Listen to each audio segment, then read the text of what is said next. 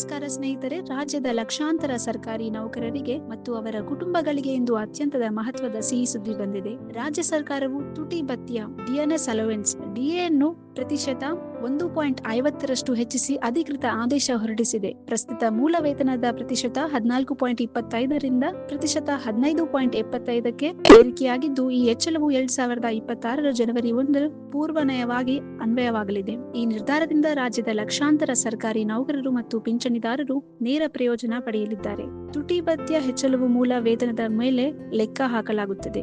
ಇದರಿಂದಾಗಿ ನೌಕರರು ಮಾಸಿಕ ವೇತನದಲ್ಲಿ ಗಣನೀಯ ಹೆಚ್ಚಳವಾಗುವ ಸಾಧ್ಯತೆ ಇದೆ. ವಿಶೇಷವಾಗಿ ಮಾಧ್ಯಮ ಮತ್ತು ಕಡಿಮೆ ವೇತನ ಪಡೆಯುವ ನೌಕರರಿಗೆ ಇದು ದೊಡ್ಡ ನೆರವಾಗಲಿದೆ.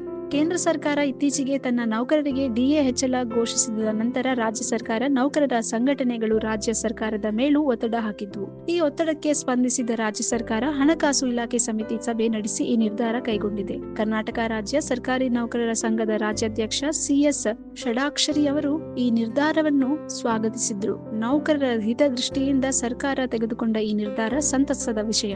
ಮುಖ್ಯಮಂತ್ರಿ ಸಿದ್ದರಾಮಯ್ಯ, ಉಪಮುಖ್ಯಮಂತ್ರಿ ಡಿಕೆ ಶಿವಕುಮಾರ್ ಮತ್ತು ಆರ್ಥಿಕ ಇಲಾಖೆಯ ಅಧಿಕಾರಿಗಳಿಗೆ ನೌಕರರ ಪರವಾಗಿ ಧನ್ಯವಾದಗಳು ಎಂದು ಅವರು ಹೇಳಿದ್ದಾರೆ. ತುಟಿ ಭತ್ಯೆ ಎಂದರೆ ದೇಶದಲ್ಲಿ ಏರಿಕೆಯಾಗುತ್ತಿರುವ ಬೆಲೆಗಳಿಗೆ ತಕ್ಕಂತೆ ನೌಕರರಿಗೆ ನೀಡುವ ಹೆಚ್ಚುವರಿ ಭತ್ಯೆ. ಇದು ಮೂಲ ವೇತನದ ಮೇಲೆ ಲೆಕ್ಕ ಹಾಕಲಾಗುತ್ತದೆ. ಬೆಲೆಗಳು ಏರಿದಂತೆ ಈ ಭತ್ಯೆಯೂ ಹೆಚ್ಚಾಗುತ್ತೆ. ಇದು ನೌಕರರ ಜೀವನ ಮಟ್ಟವನ್ನು ಕಾಪಾಡುವ ಉದ್ದೇಶದಿಂದ ಇರುವ ವ್ಯವಸ್ಥೆ. ಕಳೆದ 2 ವರ್ಷಗಳಿಂದ ನೌಕರರ ಸಂಘಗಳು ತುಟಿ ಭತ್ಯೆ ಹೆಚ್ಚಳಕ್ಕಾಗಿ ಒತ್ತಾಯಿಸುತ್ತಿದ್ದುವು. ಈ ಬಾರಿ ಸರ್ಕಾರ ಆರ್ಥಿಕ ಇಲಾಖೆಯ ಮೂಲಕ ಈ ಆದೇಶವನ್ನು ಹೊರಡಿಸಿದೆ.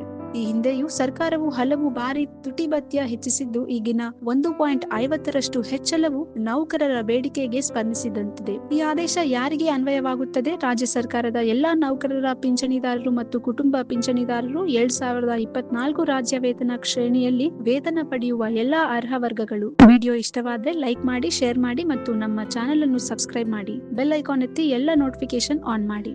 If you like this video, ಬೇಗ ಲೈಕ್ ಮಾಡಿ, ಕಾಮೆಂಟ್ ಮಾಡಿ, ಶೇರ್ ಮಾಡಿ ಹಾಗೂ ಯೋಯೋ ಟಿವಿ ಕನ್ನಡವನ್ನು ಸಬ್ಸ್ಕ್ರೈಬ್ ಮಾಡಿ.